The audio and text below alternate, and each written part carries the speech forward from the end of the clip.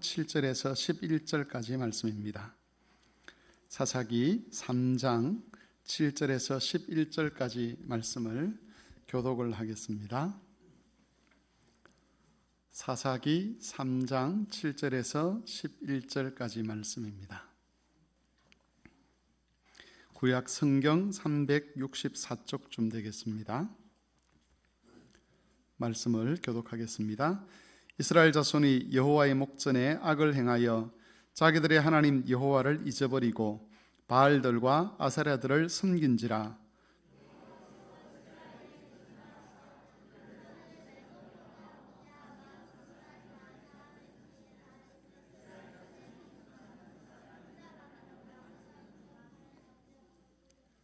이스라엘 자손이 여호와께 부르짖음에 여호와께서 이스라엘 자손을 위하여 한 구원자를 세워 그들을 구원하게 하시니 그는 곧 갈렙의 아우 그나스의 아들 온니엘이니라.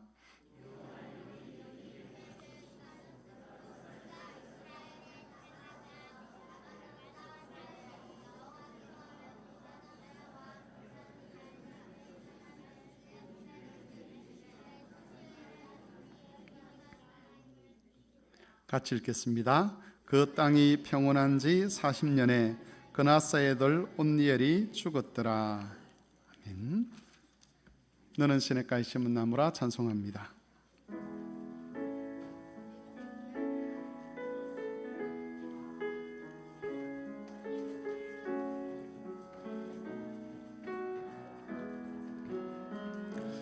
너는 시냇가에 심은 나무라. 하나님의 사랑 안에 믿음 뿌리 내리고 주의 뜻대로 항상 살리라.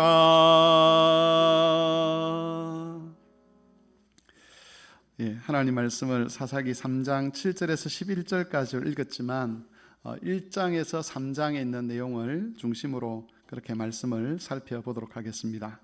먼저 실패한 하나님의 백성에 관해서 살펴보겠습니다. 가나안 땅에 들어선 이스라엘 백성들은 여호와만 섬기겠다는 언약을 하나님과 맺습니다.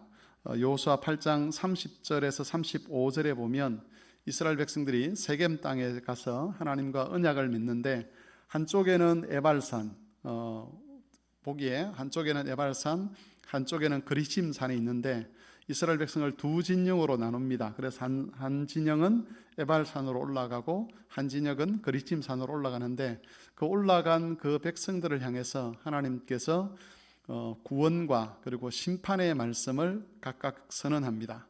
하나님의 언약을 지키면 하나님께서 약속하신 이 언약의 복이 너희들에게 임하여서 아브라함에게 하신 그 약속이 너희들에게 이루어질 거다, 그렇게 말씀을 하시고, 너희가 하나님의 언약을 지키지 않으면 너희가 모든 저주의 말씀을 받아서 아브라함에게 하신 그 약속에 반대되는 일이 일어날 것이다. 그래서 하나님의 백성임에도 불구하고 이방인들의 손에 팔려가게 될 것이고 고난을 당할 것이고 고통을 당할 것이다 라고 그렇게 경고를 하십니다.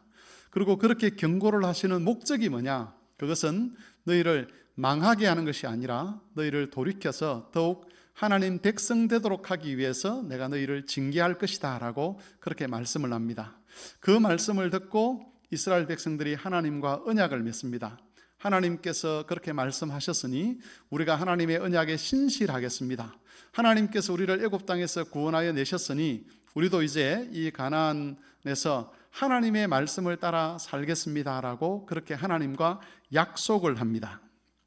그러나 여호수아가 죽은 이후에 이스라엘은 하나님과 했던 이 언약, 이 약속을 어기고 가나안 거민들과 언약을 맺고 그들의 신을 섬기기로 합니다. 하나님과 했던 약속은 이제 파기를 하는 거죠.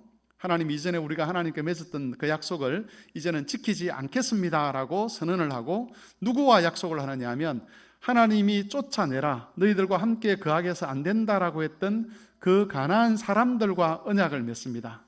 우리의 딸을 너희에게 며느리로 주고 너희의 아들을 우리의 사이로 주고 이러면서 그들과 혼인관계를 맺고 그들과 더불어 화평하게 살아가기 위해서 언약을 맺는데, 그렇게 언약을 맺은 결과가 뭐냐? 우상을 섬기는 일도 나타났다는 것이죠.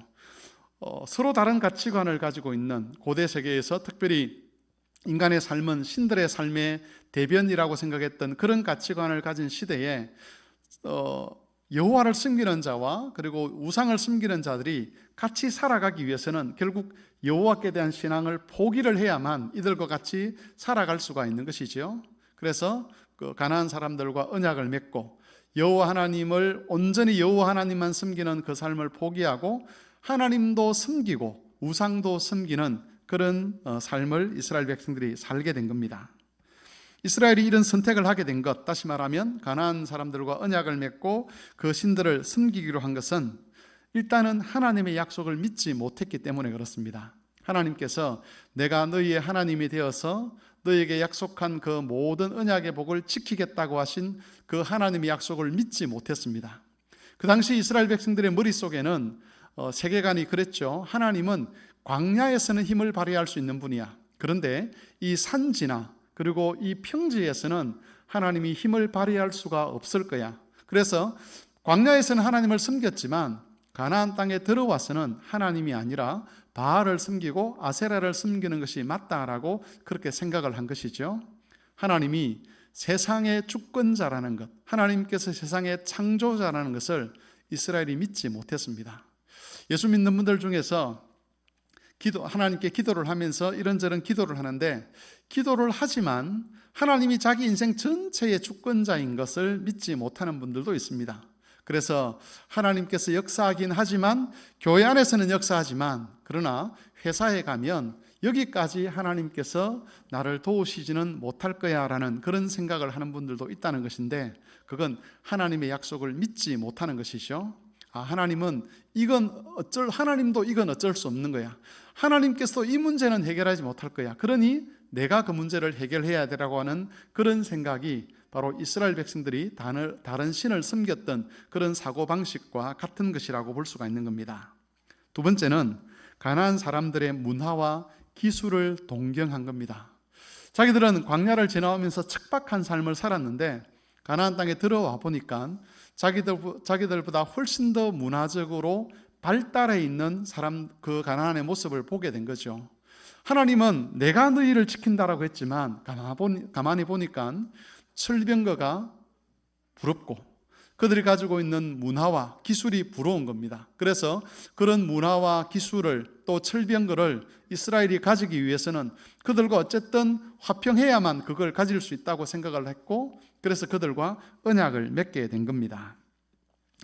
이런 이스라엘 백성들의 결정, 하나님과의 언약은 파기하고 가나안 원주민들과 언약을 맺고 그리고 그들의 우상을 함께 섬기기로 한 이런 결정 때문에 이스라엘 백성은 하나님의 책망을 듣습니다.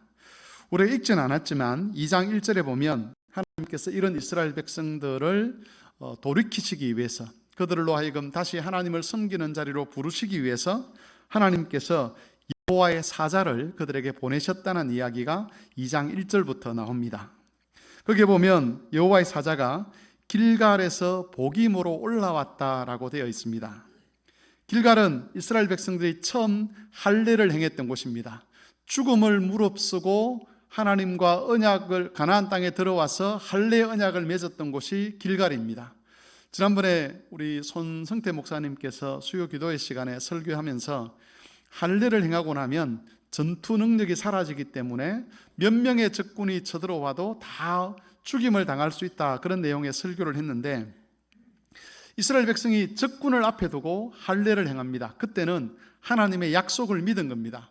우리에게는 방어 수단이 없지만 하나님께서 어떻게 하든지 우리를 지키실 것이라는 그 약속을 믿고 생명을 내어놓고 할례를 행합니다. 하나님의 말씀을 생명 걸고 믿는 거죠.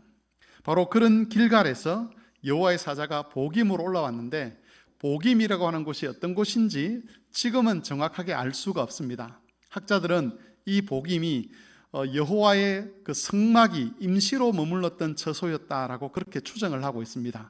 이건 단순한 추정이 아니라 거의 확신에 찬 추정이죠. 다시 말하면 타락한 성막이라는 거죠. 이스라엘 백성들이 성막을 가지고 있지만 그 성막은 온전한 하나님께 온전히 예배하는 성막이 아니라 타락한 예배가 드려지는 성막이었습니다. 그래서 길갈에서부터 목숨 걸고 하나님과 언약을 맺었던 거기에서부터 올라와서 복임에 이르렀다는 것 자체가 너희의 예배가 타락했다, 너희의 섬김이 타락했다, 너희의 신앙이 타락했다는 것을 하나님께서 고발을 하는 겁니다. 행동으로만 고발을 하는 것이 아니라 이 여호와의 사자가 말씀으로도 이스라엘 백성들을 고발을 합니다.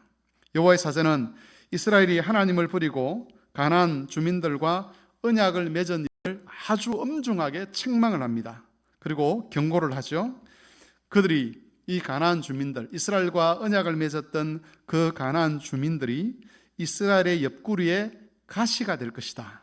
그리고 그들의 신은 너희의 올무가 될 것이다, 함정이 될 것이다, 그렇게 경고를 합니다. 가시에 옆구리가 있다는 것이 어떤 의미인지 우리가 당해보지 않아도 추정을 하지 않습니까? 여기에 가시가 하나 있다고 늘 생각을 해보십시오. 계속 찌르고 아프고 찌르고 아프고 뭐 이런 일이 반복이 되는 거죠. 올무가 된다는 것은 함정이 된다는 겁니다. 너희가 그 신을 의지하지만 그 신이 너희를 절대로 돕지 못할 것이다, 이런 의미입니다. 이스라엘 백성이 장차 가나안 거민들로 인해서 고통을 당하게 될 것을 하나님께서 경고를 하셨는데, 이 하나님 말씀, 엄중한 말씀을 듣고 난 다음에 이스라엘 백성들이 어떻게 했는가 하면 2장에 보면 이스라엘 백성들이 소리 높여 울었다라고 되어 있습니다. 소리 높여 울었다. 그래서 원래 그 땅의 이름은 복임이 아니었는데 소리 높여 울었다는 그 사건에 기반해서 그곳 이름을 복임이라고 지었다고 성경은 이야기하고 있습니다. 복임이라는 뜻은 우는 자들입니다. 하나님께서 내가 더 이상 너희와 함께 하지 않을 것이다, 너희의 선택으로 인해서 너희가 굉장히 고통을 당할 것이고 하나님의 심판이 너희에게 임할 것이다 라는 그 말씀을 전하게 되자 이스라엘 백성이 통곡을 한 곳, 거기가 바로 복임이었습니다. 우리가 성경을 읽으면서 이스라엘 백성들이 그렇게 통곡하고 단식하고 울었다라고 하면 이것을 일반적으로 회개다라고 그렇게 생각하기 쉬운데, 사실은 이스라엘 백성들의 그 울음, 그 탄식은 회개가 아니었습니다. 어떻게 알 수 있는가 하면 하나님의 사자로부터 그런 책망을 듣고 나서 자신들의 미래가 그렇게 될 것을 안타까워하며 울기는 했지만 거기서부터 다시 이스라엘 백성이 하나님께로 돌이키는 일은 일어나지 않았다는 것입니다. 울기는 하고 탄식하긴 했지만 과거의 삶에서 돌아서려고 하지는 않았습니다.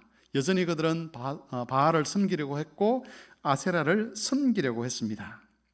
여기서 우리가 한 가지 중요하게 깨닫게 되는 진리가 있습니다. 그건 뭐냐 하면 후회하는 것하고 회개하는 것하고는 다르다는 겁니다. 이 사람들은 자신들이 당할 고통 때문에 슬퍼했습니다. 그건 후회죠. 이렇게 되지 않았더라면, 이런 일이 일어나지 않았더라면 하는 그런 수준에서의 슬픔, 그거는 후회입니다. 그런데 죄에서 돌이키려고 하는 것, 이게 회개죠. 그 회개는 하지 않았다는 겁니다. 여러분, 세상적인 슬픔이나 후회는 죄의 결과에 대해서 슬퍼하는 겁니다. 죄로 인해서 당하게 될 고통, 죄로 인해서 잃어버리게 될 어떤 재산, 또는 그것 때문에 있게 될 마음의 상처, 이런 것들 때문에 슬퍼하기는 하는데 죄 자체를 슬퍼하는 것은 아니라는 겁니다. 후회는 그런 겁니다. 만일 나쁜 결과가 없다면 슬퍼하는 것도 없는 거죠. 죄를 짓는데 이 죄가 나쁜 결과를 가져오지 않는다면 그것 때문에 애통하거나 슬퍼하거나 그렇게 하지 않는다는 겁니다. 물론 후회하는 사람들 중에서도 나쁜 결과 때문에 행동을 고치는 사람들이 있긴 합니다. 하지만 만일 그 나쁜 결과, 고통이 사라지게 되면 다시 이전으로 돌아가 버립니다. 하지만 회개는 죄의 결과 때문에 슬퍼하는 것이 아니라 죄 자체에 대해서 슬퍼하게 됩니다. 회개하는 사람은 죄를 혐오합니다. 따라서 고통이 사라진다고 해도 이전으로 돌아가지 않기 위해서 투쟁을 하는 거죠.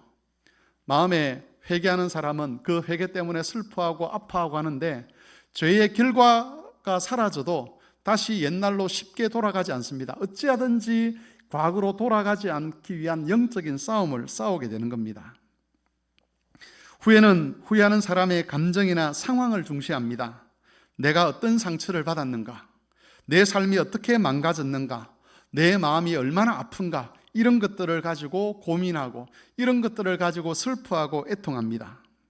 혹 자기가 중심이 되지 않는다면 중심이 되지 않는 경우에도 사람이 늘 중심이 되는 거죠. 이것 때문에 내 아이들이 얼마나 고통스러웠을까, 이것 때문에 내 가족의 상황이 얼마나 힘들어졌는가, 이런 것들 때문에 슬퍼하고 애통하고 그것 때문에 밤잠을 못 자고 하는 이런 것들은 다 후회에 해당하는 겁니다. 회개는 하나님의 마음을 중시합니다. 내가 얼마나 상처를 받았는가, 이 문제가 지금 나를 얼마나 괴롭게 하는가, 그것 때문에 내가 얼마나 큰 손해를 보았는가, 거기에 마음을 두는 것이 아니라, 그게 중심이 아니라 하나님이 얼마나 슬퍼하시는가, 하나님의 창조자 되심과 구속주 되심이 나로 인해서 얼마나 짓밟혔는가, 하나님의 반복적인 구원 역사를 내가 얼마나 소홀히 여기고 그것을 얼마나 어기고 그것을 이용했는가, 나 때문에 하나님께서 얼마나 고통스러우셨는가, 이게 회개의 본질이라는 겁니다.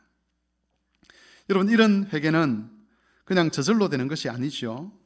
하나님의 마음으로 죄를 바라볼 때 이런 회개가 생기는 겁니다.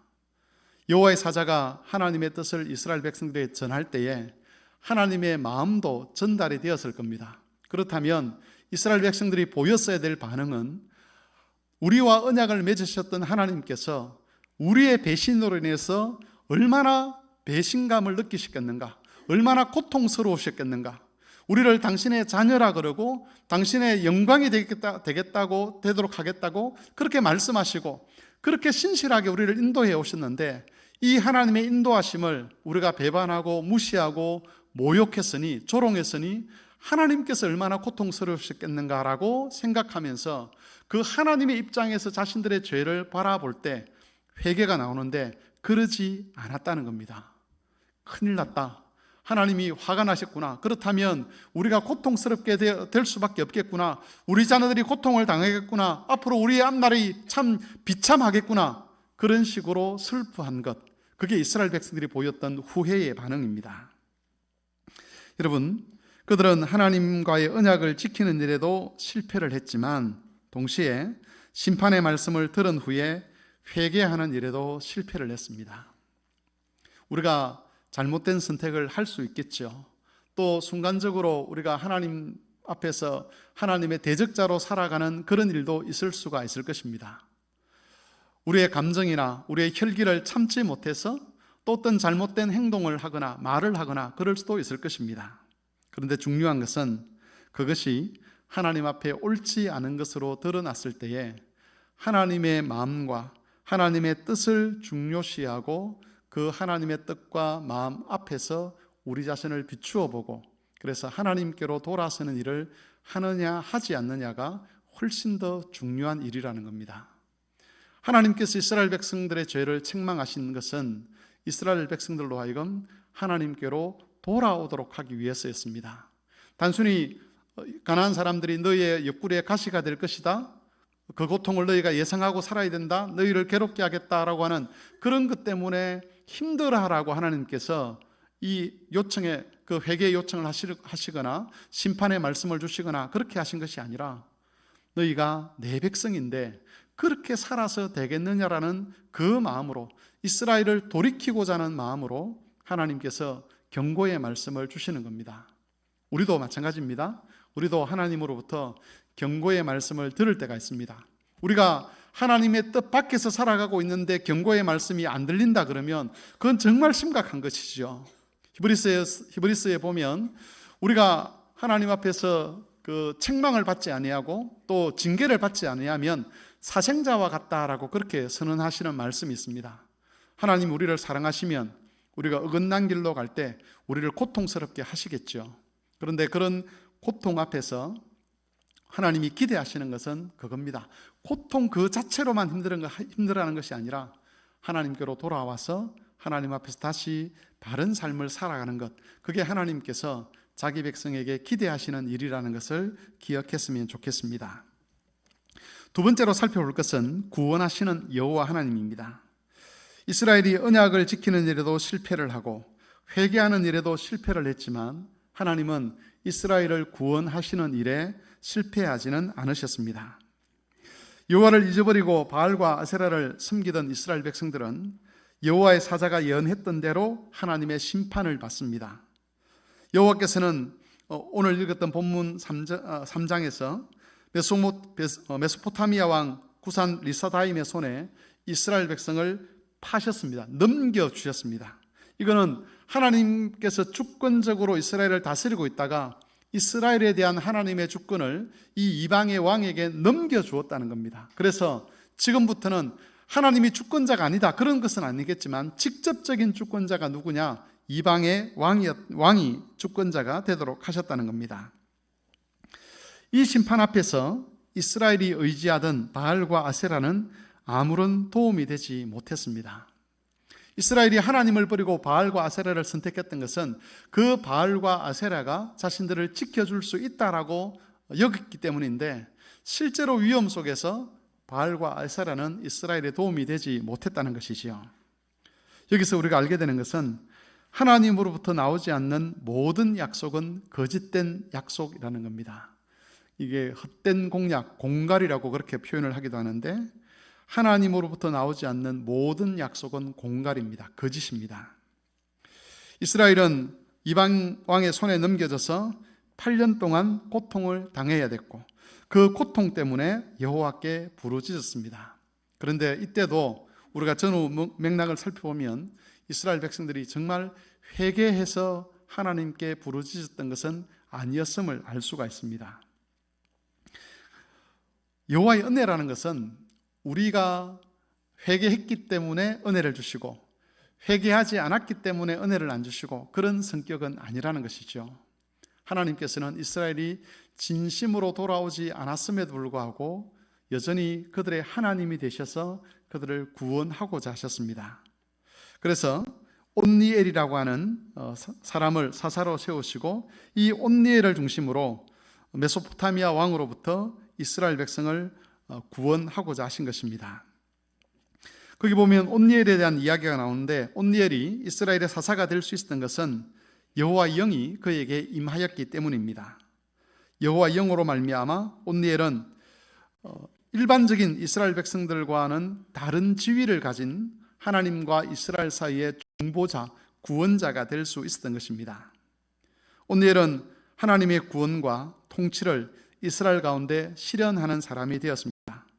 이 온니엘의 구원과 통치로 이스라엘은 40년 동안 평온함을 누릴 수가 있었습니다.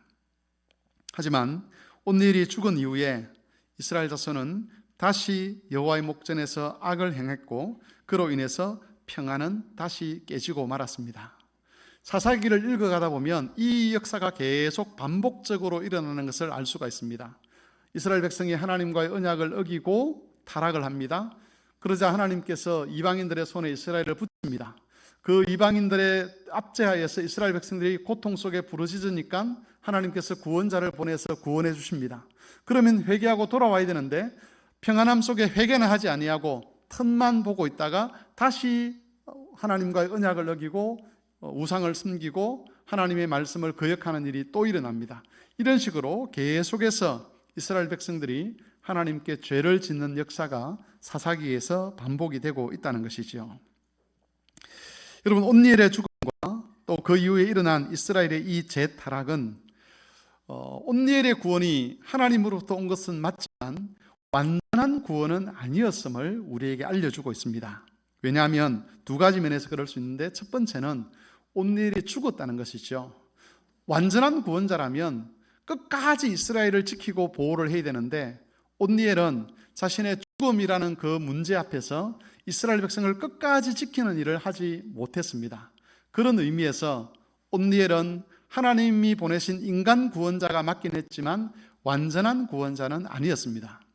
두 번째로 온니엘이 완전한 구원자가 아니라는 것은 이스라엘 백성을 평온하게 했지만 그들의 심령을 하나님께 온전히 돌리지는 못했다는 겁니다. 그래서 그가 죽자마자 이스라엘 백성들은 다시 언약을 파기하고 여호와께 등을 돌리는 그런 일이 일어난 것이죠. 이사야 선지자는 이스라엘이 기대하던 그런 온전한 구원자가 다윗의 자손으로 오실 것을 예언했습니다. 온니엘 이후에 여호와께서 보내신 많은 인간 구원자들이 있었습니다. 온니엘도 있었고 나중에 우리가 잘 아는 다윗도 있었고 여러 구원자가 있었지만 그러한 인간 구원자들은 이스라엘 백성을 완전히 구원하는 그런 구원자가 될 수 없었습니다. 그런 와중에 이사야 선지자가 이 완전한 구원자가 다윗의 자손으로 우리에게 올 거다라고 예언을 했는데 그 예언을 따라서 오신 분이 바로 하나님의 아들이신 예수 그리스도입니다. 예수님은 온니엘이나 다른 인간 구원자들과는 달리 하나님 백성을 완전하게 구원하셨습니다. 그리스도께서도 죽으셨지만 그러나 그 그리스도의 죽음은 자기 백성을 위한 그리스도의 구원을 중단시키는 죽음이 아니었습니다. 오히려 그리스도의 죽음은 자기 백성을 더욱 온전한 구원의 자리에 이르도록 하는 그런 죽음이었습니다. 온니엘도 죽었고 다윗도 죽었고 그리스도도 죽었습니다. 온니엘이나 다윗, 인간 구원자들의 죽음은 하나님의 구원이 끝나도록 하는 그런 사건이 되었지만 예수 그리스도의 죽음은 하나님의 구원을 더 성화시키고 더 온전케 하는 그런 사건이 되었다는 것이죠. 더구나 그리스도께서는 하나님의 아들의 영이신 성령을 우리에게 보내주셔서 하나님 백성으로 부름받은 자들이 다시 타락하는 일이 없도록, 다시 죄 이전의 상태로 돌아가는 일이 없도록 지키고 보호하도록 하셨습니다. 두 가지 면에서 인간 구원자들과 달랐다는 것이죠. 끝까지 우리를 책임지신다는 것, 그리고 두 번째는 우리의 마음을 돌이켜 하나님께로 돌아서게 한다는 것, 이 두 가지 일을 하심으로써 예수님은 완전한 구원자가 되실 수 있었습니다. 비록 지금은 그리스도께서 몸으로 우리와 함께 하시지는 않습니다. 그러나 성령으로 자기 백성들과 함께 하시면서 약속하신 이 구원이 완성되도록 지금 우리를 이끌어가고 계시는 것이죠. 역사를 이끌어가고 계시는 겁니다. 우리가 대림절 기간을 보내고 있지만 이 대림절 기간을 보내면서 우리 마음에 소망하는 것들이 있지 않습니까? 그냥 시간만 흘러가는 것이 아니라 이 시간의 흐름 속에 그리스도의 구원이 점점 더 무르익어가는 겁니다.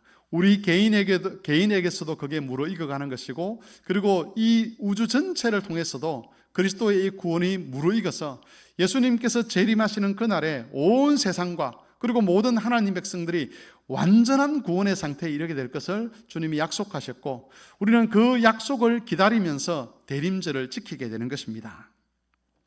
예수 그리스도께서 우리의 완전한 구원자가 되신다는 이 사실을 우리가 기억하면서 다시 오실 그리스도에 대한 소망을 우리가 마음에 품고 살아야 하는 것이죠. 그럴 때에 비록 우리가 이 땅에서 여러 가지 일들을 당하지만 소망을 잃지 않을 수가 있고, 그리고 그런 소망을 가진 자들이 인생에 있어서 후회가 아니라 회개를 하게 되고, 그 회개를 통해서 더욱 그리스도를 닮아가는 그런 사람으로 살 수가 있는 것입니다.